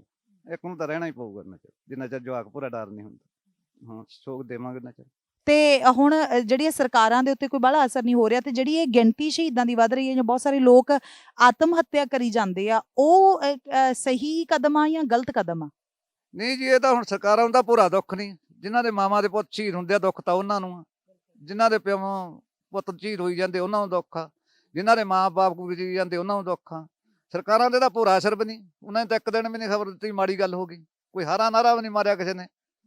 ਕੈਪਟਨ ਸਾਹਿਬ ਨੂੰ ਵੀ ਬਣਾ ਕੇ ਤੋਰਿਆ, ਉਹ ਵੀ ਨਹੀਂ ਕਿਸੇ ਦੇ ਘਰੇ ਆ ਕੇ ਵੜਿਆ। ਉਹਦਾ ਹੱਕ ਸੀਗਾ ਕਿਹਨਾਂ ਦਾ ਦੁੱਖ ਸੁਣਦਾ ਅਗਲੇ ਦਾ, ਉਹ ਵੀ ਚੁੱਪ ਕਰਿਆ ਬੈਠਾ। ਮੋਦੀ ਤਾਂ ਦੂਰ ਰਹਿ ਗਿਆ। ਸੋਚਣਾ ਚਾਹੀਦਾ ਸਰਕਾਰਾਂ ਨੂੰ ਵੀ, ਪੰਜਾਬ ਦੀਆਂ ਨੂੰ ਸੋਚਣਾ ਚਾਹੀਦਾ, ਕੁਛ ਇਹਨਾਂ ਨੂੰ ਵੀ ਦੇਣਾ ਚਾਹੀਦਾ। ਬੱਚੇ ਕਿੱਥੋਂ ਪਾਲਣ? ਸਰਕਾਰਾਂ ਤੋਂ ਕੋਈ ਤੁਹਾਨੂੰ ਉਮੀਦ ਹੈ ਜਾਂ ਕੋਈ ਸੰਸਥਾਵਾਂ ਤੋਂ ਉਮੀਦ ਹੈ ਵੀ ਜਿਹੜਾ ਇਹਨਾਂ ਦਾ ਕੋਈ ਇਹੋ ਜਿਹਾ ਸਹਾਰਾ ਬਣਨ ਜਾਂ ਕੋਈ ਇਹੋ ਜਿਹਾ ਕਿੱਤਾ ਇਹਨਾਂ ਨੂੰ ਖੁਲਵਾ ਦੇਣ ਜਿਹਦੇ ਨਾਲ ਇਹਨਾਂ ਦਾ ਇੱਕ ਪੱਕਾ ਜਿਹੜਾ ਆਸਰਾ ਹੋ ਜਾਏ, ਜਿਹੜੇ ਰੋਜ਼ਾਨਾ ਦੀ ਕਮਾਈ ਦਾ ਕੋਈ ਸਾਧਨ ਬਣ ਜਾਵੇ? ਅਸੀਂ ਤਾਂ ਨੇ ਸਰਕਾਰਾਂ ਨੂੰ ਚਾਹੀਦਾ। ਸਰਕਾਰਾਂ ਕੋਲੇ ਕੀ ਘਾਟਾ? ਕੋਈ ਘਾਟਾ ਇਹ ਸ਼ਹੀਦ ਹੋਇਆ ਨੂੰ ਕੁਛ ਨਾ ਕੁਛ ਦੇਣ। ਹੋਰ ਥਾਈਂ ਵੀ ਦੇਈ ਜਾਂਦੇ ਆ, ਕਿਤੇ ਕਰੋੜ ਦਿੱਤਾ, ਕਿਤੇ 10 ਕਰੋੜ ਦਿੱਤਾ। ਜੇ ਇਹਨਾਂ ਨੂੰ ਦੇ ਦੇਣ ਸ਼ਹੀਦਾਂ ਵਾਲਿਆਂ ਨੂੰ, ਫੇਰ ਕੀ ਫਰਕ ਪੈਂਦਾ? ਫਿਰ ਇਹ ਜਵਾਕ ਪਾਲ ਲੈਣਾ ਤੇ ਪੜ੍ਹਾ ਲੈਣਾ। ਸਾਰੇ ਜਿਹੜੇ ਸ਼ਹੀਦ ਹੋਏ ਆ ਉਹ ਕਿਹੜਾ ਸਾਰੇ ਅਮੀਰ ਹੀ ਆ? ਸਾਰੇ ਗਰੀਬ ਹੀ ਹੋਏ। ਅਮੀਰ ਤਗੜਾ ਸ਼ਹੀਦ ਵੀ ਨਹੀਂ ਹੁੰਦਾ, ਅਮੀਰ ਹੀ ਗਰੀਬ ਹੀ ਹੁੰਦਾ ਸ਼ਹੀਦ ਵੀ। ਇਸ ਵੇਲੇ ਅਸੀਂ ਝਮਟ ਪਿੰਡ ਦੇ ਪਿੰਡ ਵਾਸੀਆਂ ਦੇ ਨਾਲ ਖੜੇ ਹੋਏ ਹਾਂ ਤੇ ਉਹਨਾਂ ਦੇ ਨਾਲ ਗੱਲਬਾਤ ਕਰਦੇ ਹਾਂ, ਜਿਨ੍ਹਾਂ ਨੂੰ ਉਸ ਦੌਰਾਨ ਫੋਨ ਆਇਆ ਜਦੋਂ ਉਹਨਾਂ ਨੂੰ ਪਤਾ ਲੱਗਿਆ ਕਿ ਐਕਸੀਡੈਂਟ ਹੋ ਗਿਆ, ਤੇ ਉਹਨਾਂ ਨੇ ਜਾ ਕੇ ਜਿਹੜਾ ਹੈਗਾ ਉਹਨਾਂ ਨੂੰ ਉਹਨਾਂ ਦੀ ਜਿਹੜੀ ਬੋਡੀ ਲੈ ਕੇ ਆਂਦੀ ਪਿੰਡ ਦੇ ਵਿੱਚ। ਸਤਿ ਸ਼੍ਰੀ ਅਕਾਲ ਅੰਕਲ ਜੀ, ਤੁਹਾਡਾ ਨਾਮ ਕੀ ਆ? ਦਰਸ਼ਨ ਸਿੰਘ। ਦਰਸ਼ਨ ਸਿੰਘ। ਅੰਕਲ, ਕਦੋਂ ਤੁਹਾਨੂੰ ਫੋਨ ਆਇਆ, ਪਰਿਵਾਰ ਵੱਲੋਂ ਫੋਨ ਆਇਆ ਜਾਂ ਕਦੋਂ ਪਤਾ ਲੱਗਿਆ ਇਹ ਐਕਸੀਡੈਂਟ ਦੇ ਬਾਰੇ ਚ? ਇਹਦੇ ਨਾਲ ਹੀ ਜਿਹੜਾ ਮੁੰਡਾ ਸੀਗਾ ਸਾਡੇ ਪਿੰਡ ਦਾ ਹੀ ਸੀਗਾ, ਗਵਾਂਢੋਂ ਹੀ, ਤੇ ਉਹਨੇ ਆਪਣੇ ਚਾਚੇ ਨੂੰ ਫੋਨ ਕਰਿਆ। ਉਹਦੇ ਚਾਚੇ ਨੇ ਮੁੰਡਾ ਮੇਰੇ ਕੋਲ ਘਰੇ ਭੇਜਿਆ। ਉਹਨੇ ਮੈਨੂੰ ਦੱਸਿਆ ਵੀ ਐਕਸੀਡੈਂਟ ਹੋ ਗਿਆ ਬਲਜਿੰਦਰ ਸਿੰਘ ਦਾ, ਵੀ 2 ਜਣੇ ਸੀਗੇ ਇਹ, ਵੀ ਇਹਦਾ ਐਕਸੀਡੈਂਟ ਹੋ ਗਿਆ। ਸਾਨੂੰ ਦੱਸਤਾ ਦਿੱਤਾ ਸੀਗਾ ਉਹਨਾਂ ਨੇ ਵੀ ਡੈਥ ਹੋ ਗਈ, ਪਰ ਅਸੀਂ ਪਰਿਵਾਰ ਨੂੰ ਦੱਸ ਨਹੀਂ ਚੱਕੇ ਸਕੇ ਇਹ ਗੱਲ ਦੇ ਵੀ ਰਾਤ ਨੂੰ ਪਰਿਵਾਰ ਦਾ ਬਹੁਤ ਔਖਾ ਹੋ ਜਾਊਗਾ। ਇਹ ਸੁਬਾਹ ਲਾਸ਼ ਮਿਲਣੀ ਹੈ, ਪਰ ਨੂੰ ਸੁਬਾਹ ਜਾ ਕੇ ਦੱਸਾਂਗੇ ਜਾ ਕੇ। ਜਦੋਂ ਤੁਸੀਂ ਉਹਨਾਂ ਦੇ ਕੋਲ ਗਏ, ਉਹਨਾਂ ਦੇ ਕੋਲ ਜਾ ਕੇ ਦੇਖਿਆ ਕਿ ਕਿਸ ਹਾਲਤ ਦੇ ਵਿੱਚ ਹੈਗੇ ਆ, ਤੇ ਕਿਵੇਂ ਦੀ ਸਿਚੁਏਸ਼ਨ ਦੇ ਵਿੱਚ ਸੀ, ਕਿੰਨੀਆਂ ਕੁ ਸੱਟਾਂ ਲੱਗੀਆਂ ਹੋਈਆਂ ਸੀ, ਕਿਸ ਹਾਲਤ ਦੇ ਵਿੱਚ ਉਹਨਾਂ ਦਾ ਸਰੀਰ ਸੀਗਾ? ਜਦੋਂ ਅਸੀਂ ਉੱਥੇ ਪਹੁੰਚੇ, ਪੁਲਿਸ ਨੇ ਇਹ ਚੱਕ ਕੇ ਡੈਥ ਜਿਹੜੀ ਮੌਕੇ 'ਤੇ ਇਹਨਾਂ ਦੀ ਹੋ ਗਈ ਸੀਗੀ ਉੱਥੇ, ਉਹਨਾਂ ਨੇ ਉੱਥੇ ਸਿਵਲ ਹਸਪਤਾਲ 'ਚ ਰੱਖੇ ਜਾਂਦੀ, ਫਰਿੱਜ 'ਚ ਰੱਖੇ ਸੀਗੇ। ਸਾਨੂੰ ਰਾਤ ਨੂੰ ਤਾਂ ਹੀ ਨੇੜੇ ਜਾਣ ਦਿੱਤਾ ਉਹਨਾਂ ਨੇ। ਜਾਂ ਅਸੀਂ ਸੁਬਾਹ ASI ਆਇਆ ਤਾਂ ਆਪਣੇ CMO ਡਾਕਟਰ ਸਾਹਿਬ ਆਏ, ਸਾਨੂੰ ਫਿਰ ਉਹ ਲੈ ਕੇ ਗਏ ਉੱਥੇ ਕੋਲੇ। ਉਸ ਤੋਂ ਬਾਅਦ 'ਚ ਜੀ ਦੰਦੇ 'ਚ ਦੇਖ ਕੇ ਅਸੀਂ, ਇਹ ਤਾਂ ਉਹਨਾਂ ਦੇ ਮੂੰਹ 'ਤੇ ਸੱਟ ਸੀਗੀ, ਸਿਰ 'ਤੇ ਬਹੁਤ ਪਿੱਛੇ ਗਿੱਚੀ ਦੀ ਸੀਗੀ। ਹੋ ਸਕਦਾ ਜੀ ਸਿਰ ਗਰਦਨ ਵੀ ਟੁੱਟੀ ਹੋਈ ਜਾਂ ਸਿਰ ਲੱਗਿਆ ਹੋਇਆ ਮੂੰਹ ਵਿੱਚ ਉਹਦੇ। ਫਿਰ ਉਹਨੂੰ 9:15 ਵਜੇ ਜੀ ਅਸੀਂ ਪਰਿਵਾਰ ਨੂੰ ਫੋਨ ਕਰਿਆ, ਇਹਨਾਂ ਨੂੰ ਦੱਸਿਆ ਆਪਣੀ ਨੂੰਹ ਨੂੰ, ਸਾਡੀ ਨੂੰ, ਇਹ ਬਹੁਤ ਗੱਲ ਤਾਂ ਹੋ ਗਈ, ਘਰ ਪਟਿਆ ਗਿਆ। ਬਾਕੀ ਇਹ ਜਿਹੜੇ ਲੋਕਾਂ ਦੇ ਨਾਲ ਗੱਲਬਾਤ ਕਰਨ ਤੋਂ ਪਹਿਲਾਂ ਮੈਂ ਗੁਰਜੀਤ ਜੀ ਦੇ ਨਾਲ ਗੱਲਬਾਤ ਕਰਨਾ ਚਾਹੂੰਗੀ, ਜਿਹੜੇ ਬਲਜਿੰਦਰ ਜੀ ਦੇ ਨਾਲ ਸੀ ਉਸ ਵੇਲੇ। ਵੀਰੇ ਤੁਸੀਂ ਉਦੋਂ ਨਾਲ ਸੀ, ਤੁਹਾਡੇ ਦੋਨਾਂ ਜਣਿਆਂ ਦਾ ਐਕਸੀਡੈਂਟ ਹੋਇਆ, ਕੀ ਹਾਲਾਤ ਬਣੇ, ਕਿਸ ਤਰੀਕੇ ਨਾਲ ਉਹ ਐਕਸੀਡੈਂਟ ਹੋਇਆ ਤੁਹਾਡਾ? ਮੈਡਮ ਸਾਡਾ ਜੀ ਜਿਵੇਂ ਉਹਨਾਂ ਦੀ ਪਿੱਪਲੀ ਸੀ ਜੀ, ਪਿੱਪਲੀ ਦੀ ਉੱਥੇ ਤੁਰੇ ਸੀ ਚਾਹ ਚੂ ਪੀ ਕੇ ਜੀ, ਬਹੁਤ ਦੂਰ ਗਾਹਾਂ ਜੀ 2 ਕਿਲੋਮੀਟਰ ਗਏ ਜੀ, ਰੋਡ ਟਰਾਲੀ ਸੀ ਐਵੇਂ ਜੀ, ਟਰਾਲੀ ਕ੍ਰਾਸ ਕਰਨ ਲੱਗੇ ਜੀ, ਮਗਰੋਂ ਗੱਡੀ ਆ ਰਹੀ ਸੀ, ਉਹਨੇ ਸਾਨੂੰ ਜੀ ਚੱਕ ਫੇਟ ਮਾਰੀ ਜੀ ਮਗਰ ਦੀ, ਤੇ ਉਹਦੀ ਬਲਜਿੰਦਰ ਦੀ ਥਾਂ ਤੇ ਹੀ ਉਹ ਗੁੰਮ ਹੋ ਗਿਆ ਜੀ। ਗੁੰਮ ਹੋਏ ਤੋਂ ਬਾਅਦ ਜਦੋਂ ਉਹਨੂੰ ਹਸਪੀਟਲ ਲੈ ਕੇ ਗਏ ਜੀ, ਉਹ ਉੱਥੇ ਪੂਰਾ ਹੋ ਗਿਆ ਜੀ। ਵੀਰੇ ਤੁਹਾਡੇ ਵੀ ਸੱਟਾਂ ਲੱਗੀਆਂ, ਤੁਸੀਂ ਉਸ ਵੇਲੇ ਹੋਸ਼ ਦੇ ਵਿੱਚ ਸੀਗੇ, ਤੁਸੀਂ ਕੋਈ ਮਦਦ ਲੈਣ ਦੀ ਕੋਸ਼ਿਸ਼ ਕੀਤੀ ਆਸ-ਪਾਸ ਲੋਕਾਂ ਤੋਂ? ਨਹੀਂ ਜੀ, ਹੋਸ਼ ਸੱਟ ਤਾਂ ਲੱਗੀ ਜੀ, ਪਸਲੀਆਂ ਠੋਕੀਆਂ ਸੀ ਜੀ, ਢੂਹੀ ਤੇ ਸੱਟ ਲੱਗੀ ਸੀ, ਗੁੱਝੀਆਂ ਸੱਟਾਂ ਸੀ ਜੀ, ਮੈਂ ਰਗੜਾ ਹੋ ਗਈਆਂ ਸੀ ਜੀ। ਉਹ ਤਾਂ ਨਾਲ ਹੀ ਆ ਗਈ ਸੀ ਜੀ, ਐਂਬੂਲੈਂਸ ਮਗਰੀ ਸੀ, ਜਦੋਂ ਮੌਕੇ ਤੇ ਹੀ ਉਹਨਾਂ ਨੇ ਸਾਨੂੰ ਸਾਂਭ ਲਿਆ ਜੀ। ਜਿਵੇਂ ਮੈਂ ਹੈਗਾ ਸੀ ਸੁਰਤ 'ਚ ਸੀ ਜੀ, ਜਿਵੇਂ ਮੈਂ ਥੋੜੀ ਜਿਹੀ ਦੂਰ ਡਿੱਪਿਆ ਹੀ ਜਾ ਕੇ, ਜਦੋਂ ਫੇਟ ਮਾਰੀ ਉਹਨੇ, ਇਹ ਉੱਥੇ ਤੁਰੰਤ ਹੀ ਜਿਵੇਂ ਮੈਂ ਸਹੀ ਸੀ ਜੀ। ਇੱਕ ਸਾਨੂੰ ਪਤਾ ਲੱਗਿਆ ਕਿ ਉਹ ਜਿਹੜੇ ਡਿੱਗਦਿਆਂ ਸਾਰੀ ਸੱਟ ਹੀ ਇੰਨੀ ਡੂੰਗੀ ਵੱਜੀ ਉਹਨਾਂ ਦੇ ਕਿ ਉਹਨਾਂ ਦੀ ਉਸੇ ਵੇਲੇ ਕਹਿੰਦੇ ਆ ਵੀ ਮੌਤ ਹੋ ਗਈ ਸੀਗੀ।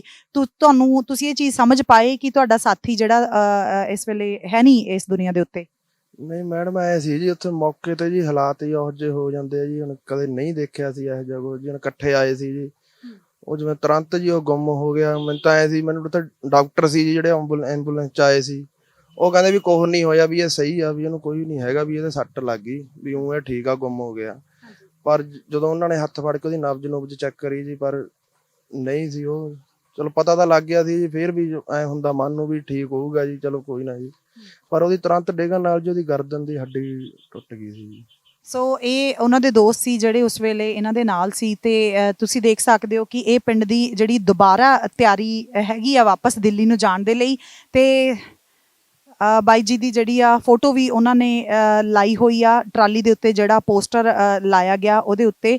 ਤੇ ਪਿੰਡ ਦੇ ਲਈ ਵਾਕਈ ਇਹ ਮਾਣ ਵਾਲੀ ਗੱਲ ਹੈ ਕਿ ਉਹਨਾਂ ਦੇ ਪਿੰਡ ਦਾ ਇੱਕ ਸ਼ਹੀਦ ਬਲਜਿੰਦਰ ਸਿੰਘ ਜਿਹੜਾ ਹੋਇਆ ਹੈਗਾ, ਤੇ ਪਿੰਡ ਬੜੇ ਫਖਰ ਦੇ ਨਾਲ ਇਸ ਨਾਮ ਨੂੰ ਲੈ ਰਿਹਾ ਹੈਗਾ ਕਿ ਜਿਹੜਾ ਨੈਸ਼ਨਲ ਮੀਡੀਆ ਦੇ 1-2 ਚੈਨਲ ਛੱਡ ਕੇ ਬਾਕੀ ਸਾਰੇ ਚੈਨਲਾਂ ਦੇ ਉੱਤੇ ਜਿਹੜਾ ਹੈਗਾ ਇਹ ਸ਼ਹੀਦਾਂ ਦੀਆਂ ਖਬਰਾਂ ਦੇਣ ਦੀ ਬਜਾਏ ਜਿਹੜੇ ਲੋਕ ਉੱਥੇ ਬੈਠੇ ਆ ਉਹਨਾਂ ਦੇ ਕਿਤੇ ਪੀਜ਼ਾ ਖਾਣ ਦੀਆਂ ਖਬਰਾਂ ਦਿਖਾਈਆਂ ਜਾ ਰਹੀਆਂ, ਕਿਤੇ ਉਹ ਇਹ ਦਿਖਾ ਰਹੇ ਆ ਕਿ ਲੋਕ ਬੜੀ ਐਸ਼ ਇਸ਼ਰਤ ਦੇ ਨਾਲ ਸੜਕਾਂ ਦੇ ਉੱਤੇ ਬੈਠੇ ਆ, ਪਰ ਸ਼ਹੀਦਾਂ ਦੀਆਂ ਖਬਰਾਂ ਜਿਹੜੀਆਂ ਉਹ ਦੇਣ ਤੋਂ ਗੁਰੇਜ਼ ਕਰ ਰਹੇ ਆ। ਇਹ ਜਿਹੜੀ ਚੀਜ਼ ਆ ਬਹੁਤ ਹੱਦ ਤੱਕ ਲੋਕਾਂ ਤੱਕ ਪਹੁੰਚ ਹੀ ਨਹੀਂ ਰਹੀ। ਜਿਹੜੇ ਪੰਜਾਬੀ ਨੇ ਜੀ, ਮੈਂ ਪੰਜਾਬੀ ਤਾਂ ਪਹਿਲਾਂ ਸ਼ੁਰੂ ਤੋਂ ਹੀ ਤੁਹਾਨੂੰ ਪਤਾ ਵਾ ਵੀ ਕੁਰਬਾਨੀਆਂ ਦੀ ਕੌਮ ਆ ਇਹ ਪੰਜਾਬੀ, ਤਾਂ ਸੰਘਰਸ਼ਾਂ ਦੀ ਕੌਮ ਆ ਪੰਜਾਬੀ। ਤਾਂ ਇਹ ਤਾਂ ਹੁਣ ਕਿਸਾਨ ਇਹਨਾਂ ਨੂੰ ਵਾਪਸ ਲੈਣੇ ਚਾਹੀਦੇ ਨੇ, ਆਰਡੀਨੈਂਸ ਆਪਣੇ ਵਾਪਸ ਲੈਣ, ਨਹੀਂ ਤਾਂ ਫਿਰ ਕਿਸਾਨ ਤਾਂ ਹੈਗੇ ਹੀ ਨੇ ਉੱਥੇ ਬੈਠੇ ਹੀ ਨੇ ਧਰਨੇ ਦੇ ਉੱਤੇ, ਜਿੰਨਾ ਚਿਰ ਚੱਲੂਗਾ ਉਹਨਾਂ ਚਿਰ ਚੱਲੂਗਾ, ਦੇਖਾਂਗੇ ਸਰਕਾਰਾਂ ਨੂੰ ਵੀ।